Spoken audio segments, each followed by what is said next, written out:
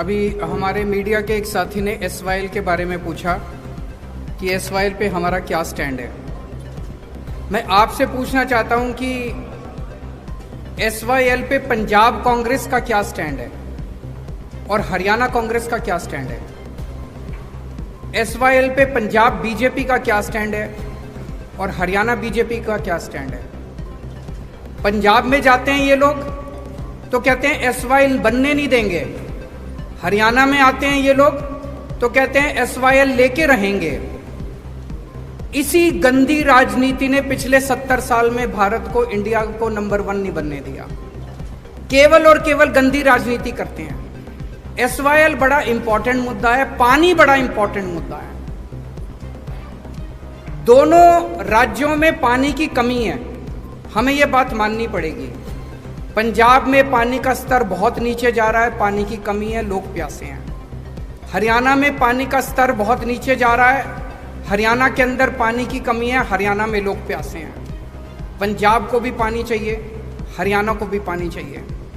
केंद्र सरकार की जिम्मेदारी है कि वो इंटरवीन करके हरियाणा के लिए भी पानी का इंतजाम करे और पंजाब के लिए भी पानी का इंतजाम करे। केंद्र सरकार का काम क्या है? केंद्र सरकार का काम ये नहीं है कि दोनों राज्यों को एक दूसरे से लड़ाए। अगर हम एक दूसरे से लड़ते रह गए तो भारत आगे कैसे बढ़ेगा? जैसा मैंने कहा कि हम मिशन पे निकले हैं, 130 करोड़ लोगों को जोड़ना है, हमें आपस में लड़ना नहीं है और ये संभव है। हरियाणा को भी पानी मिल सकता है, पंजाब को भी पानी मिल सकता है। केंद्र सरकार को जिम्मेदारी लेनी पड़ेगी। मैं प्रधानमंत्री जी से अपील करता हूं कि पंजाब के लिए भी पर्याप्त पानी का इंतजाम करें, हरियाणा के लिए भी पर्याप्त पानी का इंतजाम करें और अगर उनके पास समाधान नहीं है मेरे को बुला लें, मैं उनको समाधान बता दूंगा, लेकिन बैठ के इसका समाधान करना पड़ेगा। ये स्टैंड लेने से पंजाब में जाओ तो एक स्टैंड ले लो, हरियाणा में जाओ दूसरा स्टैंड ले लो, ये स्टैंड की राजनीति ने पूरा गड़बड़ कर दिया। और कोई प्रश्न? समाधान बताएंगे जी, प्रधानमंत्री को समाधान निकालना चाहिए। अगर उनके पास समाधान नहीं है मुझे चाय पे बुला ले, मैं समाधान दूंगा उनको। प्रेस कॉन्फ्रेंस के अंदर समाधान नहीं निकलते इन जटिल समस्याओं के। आपको मीटिंग के लिए बुलाया गया है SYL में। पहला सवाल तो ये कि आप उस मीटिंग में जाओगे। दूसरा सवाल मेरा ये है कि पंजाब के कर्मचारियों को इस महीने की अभी तक तनख्वाह नहीं मिली। करीब 1 हफ्ता ऊपर जा चुका है जब उनको तनख्वाह उनकी मिल जाती है। आपका पहला सवाल है, अगर हरियाणा के मुख्यमंत्री और पंजाब के मुख्यमंत्री की कोई मीटिंग केंद्र सरकार की, जो कहते हैं कि केंद्र सरकार ने कहा है कि दोनों मीटिंग कर लें, हम मिलने को तैयार हैं, मुझे मिलने में कोई हर्ज नहीं है। लेकिन जैसा कि अरविंद जी ने कहा, केंद्र सरकार का ये फर्ज बनता है कि वो इस समस्या का समाधान करे, ना कि दोनों को मीटिंग में बिठाकर उसके बाद बाहर आकर अपने अपने वक्तव्य देने के लिए उनको छोड़ दें। तो मैं Punjab as a head of the state in Punjab मैं जाने के लिए तैयार हूं। मुख्यमंत्री साहब हरियाणा के आए, बातचीत करेंगे, लेकिन कम से कम केंद्र सरकार जो है वो बाकी कामों के लिए राज्यों पर बहुत कुछ थोपती है। आप ये नहीं कर सकते, GST ये नहीं कर सकते, आप ये नहीं कर सकते, ये नहीं कर सकते। तो केंद्र सरकार जो है वो पंजाब का पानी पूरा कर दे पंजाब के पास, और हरियाणा का पानी भी पूरा कर दे।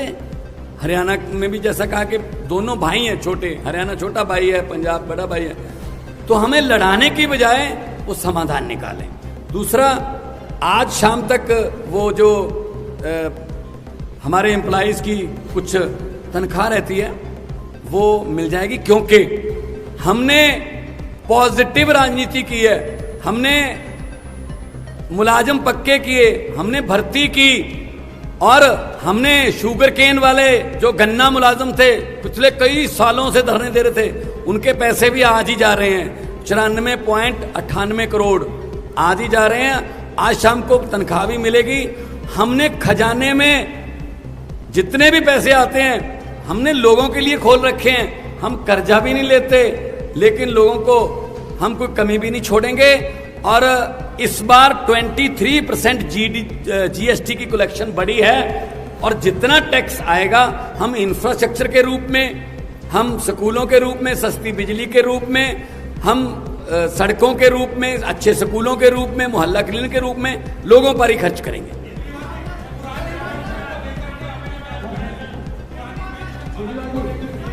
पुरानी पेंशन बहाल होनी चाहिए। जो एक मिनट उनसे उनका सवाल वो ले लेते हैं। जो नई पेंशन स्कीम है ये कर्मचारी, सरकारी कर्मचारियों के साथ बहुत बड़ा धोखा है। पुरानी पेंशन स्कीम लागू होनी चाहिए। केंद्र सरकार ने एक तरह से पूरे देश के ऊपर नई पेंशन स्कीम थोपी थी। मैं आज इस मंच के माध्यम से केंद्र सरकार से अपील करना चाहता हूं कि सारे जितने उसके बाद एम्प्लॉयज रिक्रूट हुए जो कि नए पेंशन स्कीम से अफेक्टेड हैं, वो सारे बहुत ज़्यादा दुखी हैं और बहुत गुस्से में हैं। इसीलिए उनके हित के लिए लोग सरकारी नौकरी में क्यों आते थे कि भाई रिटायरमेंट के बाद पेंशन मिल जाएगी, जिंदगी भर सिक्योर हो जाती है। अब वो पेंशन ही नहीं मिलती, किसी को कुछ 100 रुपए को कुछ मिल रहे हैं, किसी को कुछ। तो मेरी केंद्र सरकार से गुजारिश है कि पुरानी पेंशन स्कीम को दोबारा बहाल किया जाए। जरूर करेंगे।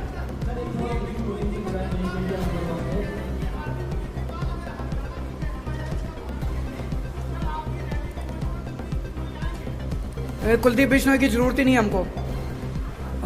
कुलदीप बिश्नोई वहीं रहे, वो किस लिए। आप एक चीज बताओ, मैं आपसे पूछना चाहता हूं, अभी तक वो कांग्रेस में थे, अब वो बीजेपी में चले गए। अपनी पार्टी पहली एमएलए थे, अब भी एमएलए का चुनाव लड़ेंगे, तो क्यों गए हैं? उनके ऊपर इतने सारे केस थे, इतने सारे केस थे, तो वो अपने केस रफा दफा कराने के लिए गए हैं। तो वो जनता से वोट किस लिए मांग रहे हैं? अब वो इसलिए नहीं मांग रहे कि मैं तुम्हारा कुछ भला करूंगा, भला तो पहले कर देते, अभी भी कांग्रेस में ही थे, एमएलए ही थे। वो जनता से कह रहे हैं मेरे को वोट दो ताकि मैं अपने सारे केस रफा दफा करा लूं। तो कुलदीप बिश्नोई जहां हैं वहीं रहे, उनकी हमें जरूरत नहीं है।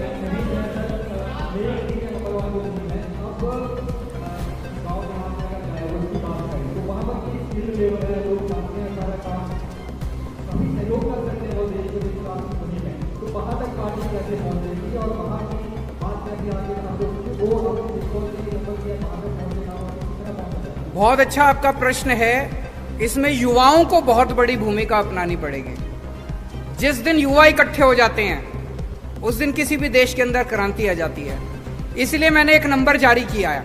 इस नंबर के ऊपर मैंने अभी 10-15 दिन पहले किया था, लाखों लोग ऑलरेडी जुड़ चुके हैं। कई लाख लोग इससे जुड़ेंगे, वो वॉलंटियर्स बनेंगे, वो अपने अपने मोहल्ले और अपने अपने गांव की जिम्मेदारी लेंगे। जब पूरा देश इकट्ठा हो जाएगा तो ये 130 करोड़ लोगों की ताकत बनेगी।